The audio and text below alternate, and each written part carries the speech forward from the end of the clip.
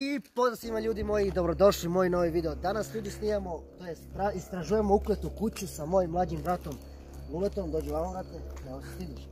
Bacite i smokriva, ajde vamo. Evo to mi mlađi brat, ima 5 godina, najjače, porasao veliki, sad će 12.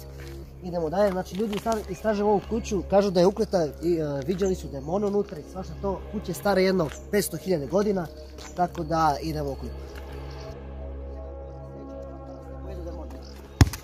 O, jok brate, trica. Ono lagano ljudi, ono najlaganije.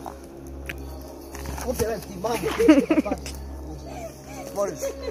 Ovako brate. Pazi. Ljudi vidite ovdje kamenje.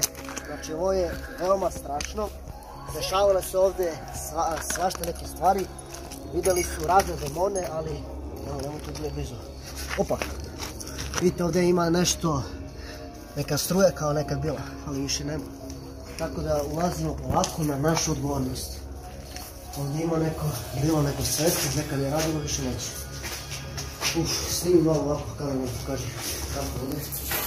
Ovaj prvi prostor se nalazilo nešto, vidite nema više poda, laminat samo propao. Sad će zid da padne, tako da nema ovdje života više.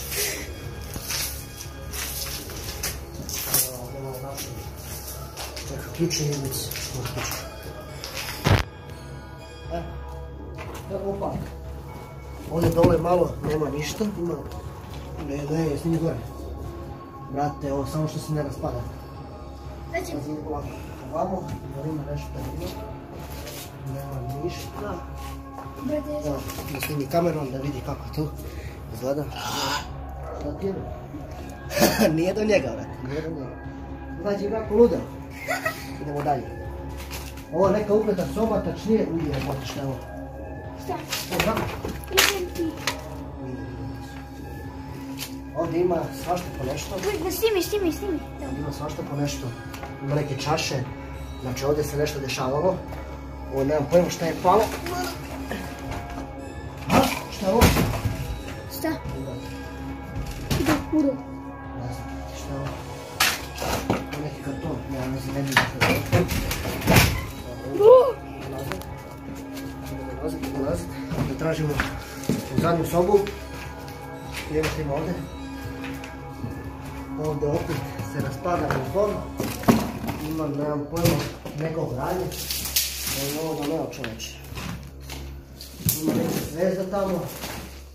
Sada kratko, neće. Evo opet. Cezar. Ljudi, znate šta je ovo? Gdje se dešavao kizam preko noći? Bože me se čuvaj, ne, beži, omah djela! Ljudi, ne, ako hoćete da istražimo dalje, lajkujte obavezno klip i subscribe-ite, part 2 ide uskoro.